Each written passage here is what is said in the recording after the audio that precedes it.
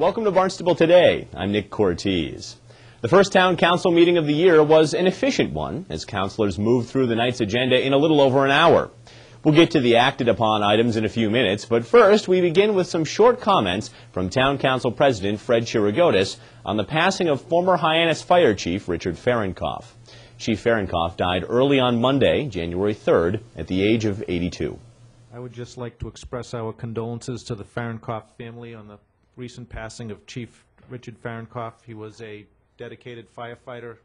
I believe he joined the Hyannis Fire Department in 1955, became chief in 1980, and retired at 1990. Comes from a dedicated firefighter family, and we express our condolences to his family. From remembering a man who had a prominent role in making Barnstable a better place, to honoring another man working toward the same end in a quieter yet still significant way, the No Place for Hate Committee presented the inaugural Peace Builders Award to Dominique Donaldson at Thursday night's meeting. Here's Town Council Vice President Jan Barton. One of the co-chairs of the No Place for Hate Committee.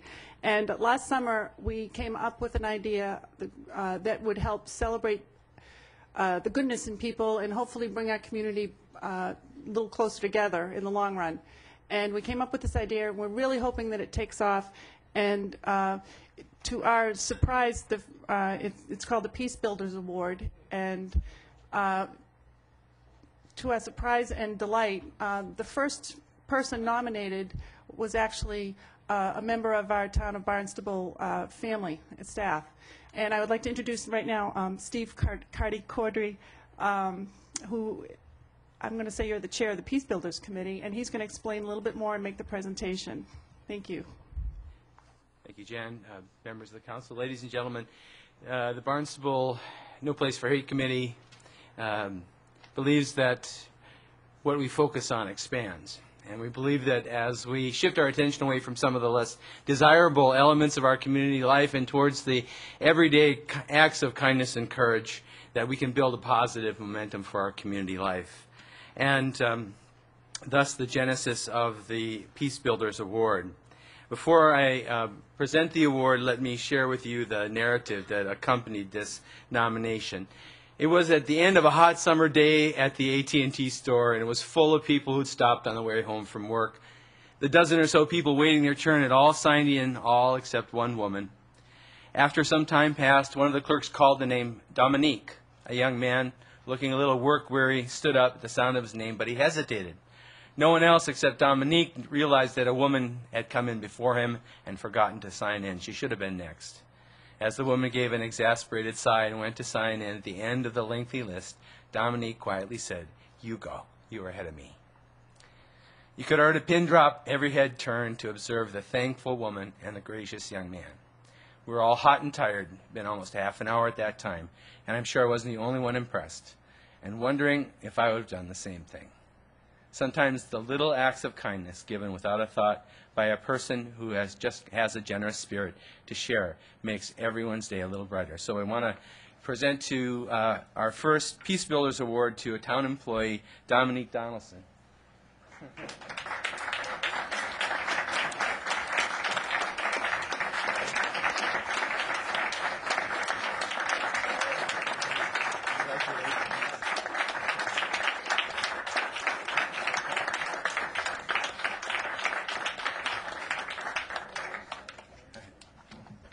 Thank you.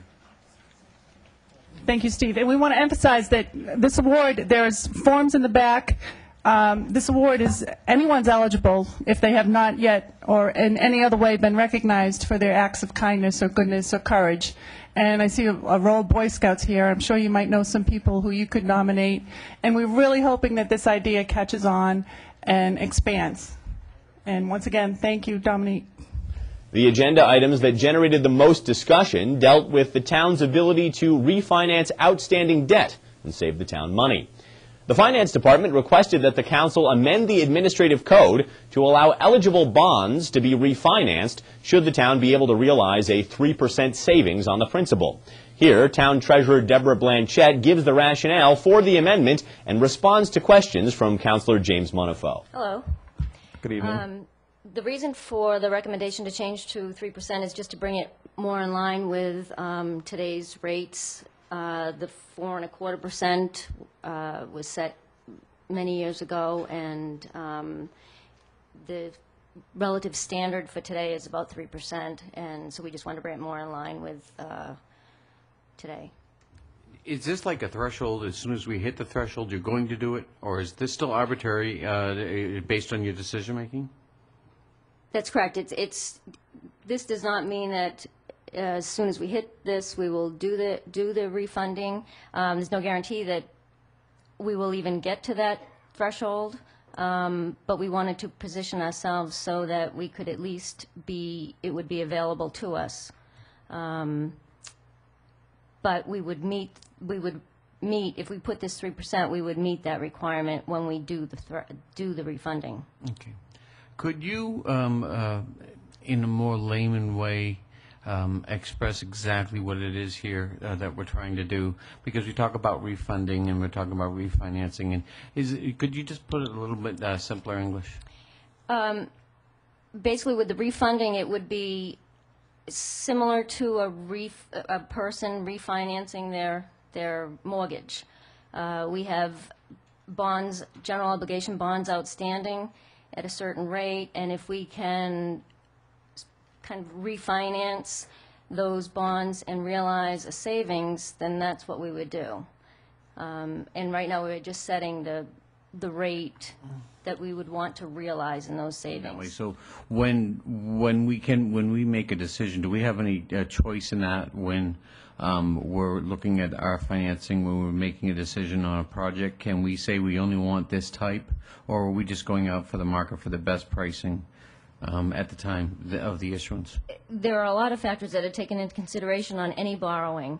How many years we can borrow for, how many years we want to borrow for, whether it's level debt, principal, equal principal. There are many factors that are weighed before the decision is made. And of course, the decision is always made to realize the least amount of debt and the greatest amount of savings. After the Town Council approved the amendment, Blanchette returned to explain a related agenda item that would authorize the Finance Department to take advantage of the refinancing flexibility offered by the new change in the administrative code. This basically falls in line with the previous.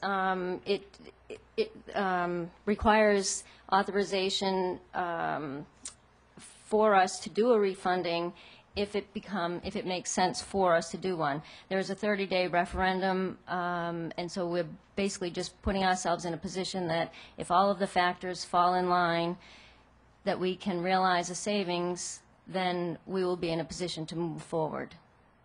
Now, is this for a specific time period, or is this like carte blanche? No, this would be unlimited. If this goes through this way, would you ever have to come back to ask us again? That's why I just don't see any dates or times or anything specific for it, and so I would see no need for you to make that request again in the future. Well, because by law, bonds can only be refunded once, and so what we have available now to potentially refund are general obligation bonds from 2002 and 2004 that weren't eligible before. Mm-hmm. So that's why this authorization is coming up. It would, in the future, would come up again if time lapsed and bonds in the future weren't there now. Mm-hmm. So we'd have to come back at that point. So anytime a bond becomes eligible, you have to come back to get the written authorization, or to get authorization. So it really isn't. This is just for what you were dealing with now. Right. This is an unlimited time frame now for what we have available to refund. Well, that's all for now. I'm Nick Cortez, and we'll see you next time on Barnstable Today.